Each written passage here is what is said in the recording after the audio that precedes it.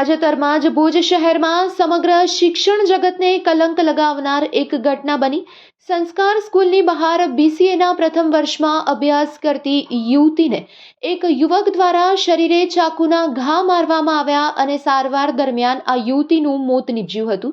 તેના કારણે સમગ્ર શિક્ષણ જગતમાં ભારે રોષ ફેલાયો છે। આ ઉપરાંત વિદ્યાર્થીઓના જુદા જુદા પરિષદ દ્વારા પણ કચ્છ કલેક્ટર કચેરીએ આવેદનપત્ર આપવામાં આવી રહ્યા છે। ઉપરાંત અખિલ ભારતીય વિદ્યાર્થી પરિષદ દ્વારા આજ રોજ રેલી સ્વરૂપે વિરોધ કરી અને એસપી શ્રીને આવેદનપત્ર પાઠવવામાં આવ્યું હતું।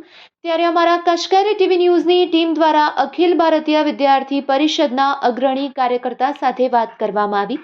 ત્યારે તેમના દ્વારા જણાવવામાં આવ્યું કે શિક્ષણ જગતમાં આ એક ભયાનક ઘટના બની છે। ત્યારે ક્યાંક ને ક્યાંક પોલીસની પણ કોઈક ત્રુટીઓ સામે આવી રહી છે।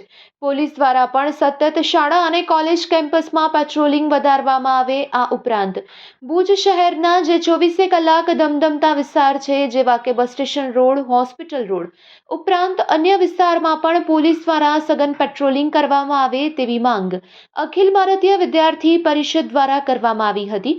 ઉપરાંત તેમના દ્વારા જણાવવામાં આવ્યું હતું કે કચ્છના સમગ્ર શિક્ષણ જગતમાં હું એક મેસેજ આપવા માંગીશ કે 7 દિવસની અંદર મહિલાઓ તેમજ દીકરીઓની સુરક્ષાને લઈને શાળા તેમજ કોલેજ દ્વારા જે પણ પગલાં ભરવાના હોય તે તાત્કાલિકપણે ભરવામાં આવે। મહિલાઓની સુરક્ષા માટે સીસીટીવી કેમેરા લગાડવાની જરૂરિયાત હોય અથવા તો સુરક્ષા કર્મચારીઓની ભરતી કરવાની હોય અથવા અન્ય કોઈ પણ જાતના પગલાં લેવાના હોય તો તે તાત્કાલિકપણે પગલાં લેવા માટે અખિલ ભારતીય વિદ્યાર્થી પરિષદ દ્વારા સૂચન કરવામાં આવ્યું હતું। આવો આ અંગે વધુ સાંભળીએ પશ્ચિમ કચ્છ અખિલ ભારતીય વિદ્યાર્થી પરિષદના અગ્રણી કાર્યકર્તાના શબ્દોમાં। શૈલેષ પરમાર, અખિલ ભારતીય વિદ્યાર્થી પરિષદમાં પશ્ચિમ કચ્છ જિલ્લા તરીકે જિલ્લા સંયોજક તરીકે જવાબદારી। આજ રોજ આપણે એક એસપી સાહેબને રેલી સ્વરૂપે એક આવેદનપત્ર આપ્યું હતું। અગાઉ પણ એટલે કે ગઈકાલે પણ આપણે જે ઘટના ઘટી, બહુ કલંકિત ઘટના કહેવાય, સંસ્કાર ધામની અંદર, શિક્ષણ ધામની અંદર આ જે ઘટના ઘટી એને એબીવીપી સખત શબ્દોમાં વખોડી કાઢે છે। આ જે ઘટના ઘટી એને સમગ્ર શિક્ષણ જગતની અંદર પ્રાધ્યાપકો અને વિદ્યાર્થીઓમાં એક ભયનો માહોલ ઉભો કર્યો છે। એબીવીપી દ્વારા આજે એસપી સાહેબને રજૂઆત કરવામાં આવી હતી। એમાં મુખ્યત્વે 6-7 માંગણીઓને લઈને રજૂઆત હતી। એમાં પહેલી માંગણી એ હતી કે જે પણ બેનનો કેસ છે એ ફાસ્ટ ટ્રેક કોર્ટની અંદર ચલાવવામાં આવે, એટલે કે જે પણ નિર્ણય છે એ ત્વરિત લેવામાં આવે। સાથે જે ન્યાય છે એવો ધાક બેસાડતો ન્યાય આપવામાં આવે, જેથી કરીને આવી કોઈ ઘટના ઘટતા પહેલા જે પણ આવા હત્યારાઓ છે, જે આવા અસામાજિક તત્વો છે એની અંદર એક આવું કાર્ય કરતા પહેલા એનામાં વિચાર આવે। આ સાથે એબીવીપીની એ પણ માંગ હતી કે પોલીસ તંત્ર ક્યાંક ને ક્યાંક એની પણ પોલીસ તંત્રની પણ ખામી છે આપણે કહી શકીએ। કારણ કે જ્યારે પણ આપણે અગાઉ પણ રજૂઆત કરેલી હતી કે પોલીસનું પેટ્રોલિંગ સતત વધવું જોઈએ।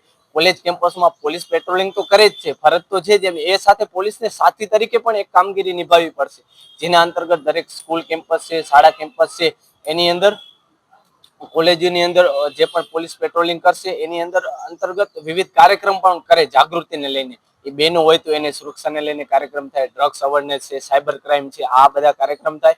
આ સાથે અન્ય પણ આપણી એબીવીપીની માંગ હતી કે એક સુરક્ષા સમિતિની જિલ્લા કક્ષાએ રચના કરવામાં આવે, જેના અંતર્ગત દરેક એક જિલ્લા અંતર્ગત એક સમિતિ બને, જેની અંદર કોલેજ પ્રશાસનના માણસો હોય, વિદ્યાર્થી પ્રતિનિધિ હોય, આ સાથે ટ્રસ્ટી મંડળના સભ્યો હોય, યુનિવર્સિટીના સભ્યો હોય।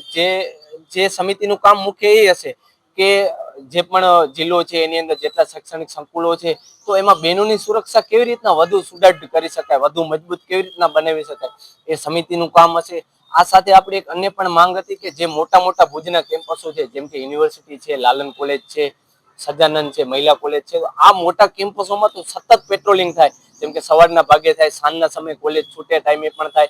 અમુક સંવેદનશીલ એરિયા છે, અમુક જેમ કે યુનિવર્સિટી રોડ છે, બસ સ્ટેન્ડ રોડ છે, તો આ રોડ ઉપર પણ સતત પોલીસનું પેટ્રોલિંગ વધે એવી માંગ હતી। અને આજે આપ સૌ મીડિયાના માધ્યમથી કચ્છના તમામ શૈક્ષણિક સંકુલોને હું એક એબીવીપી તરફથી મેસેજ આપવા માંગીશ કે અખિલ ભારતીય વિદ્યાર્થી પરિષદ આપ સૌ સંકુલોને, સૌ શાળા પરિવારને 7 દિવસનો સમય આપે છે। 7 દિવસમાં દરેક સંકુલોની અંદર બહેનોની સુરક્ષાને લઈને જે પણ તમને સુવિધા કરવાની હોય, યુજીસીના ક્રાઇટેરિયા મુજબ જે પણ આપણે વ્યવસ્થા કરવાની હોય એ તમે સુદૃઢ કરજો। સીસીટીવી કેમેરા હોય, બહેનોને સિક્યુરિટી ગાર્ડ હોય, બહેનોના આઈડેન્ટિટી કાર્ડ હોય, બહેનોના કેમ્પસ હોય તો અનનોન પર્સનની અંદર એન્ટ્રી ન મળે, એવી તમામ વ્યવસ્થા નાનાથી મોટી સુધીની બહેનોની તમામ વ્યવસ્થા તમને 7 દિનની અંદર કરવામાં રહેશે। અખિલ ભારતીય વિદ્યાર્થી પરિષદ દ્વારા 7 દિવસ પછી કોઈ પણ કેમ્પસની અંદર સરપ્રાઇઝ ચેકિંગ કરવામાં આવશે અને ક્યાંય પણ કોઈ પણ સંકુલમાં, કોઈ પણ કોલેજની અંદર, કોઈ પણ યુનિવર્સિટીમાં ક્યાંય પણ કાચું કપાતું હશે બહેનોની સુરક્ષાને લઈને તો એબીવીપી દ્વારા ઉગ્રમાં ઉગ્ર આંદોલન કરી અને જે પણ કોલેજ સ્કૂલ હશે એની માન્યતા રદ કરવા સુધીની પ્રક્રિયા છે એબીવીપી દ્વારા હાથ ધરવામાં આવે છે. આ સાથે જ અખિલ ભારતીય વિદ્યાર્થી પરિષદ દ્વારા આજે કચ્છમાં તમામ શૈક્ષણિક સંકુલોમાં સ્વૈચ્છિક શિક્ષણ કાર્ય બંધ રાખી અને બેન જે પણ છે બેનની ઘટના છે એ પ્રત્યે શોક પ્રગટ કરેલ છે.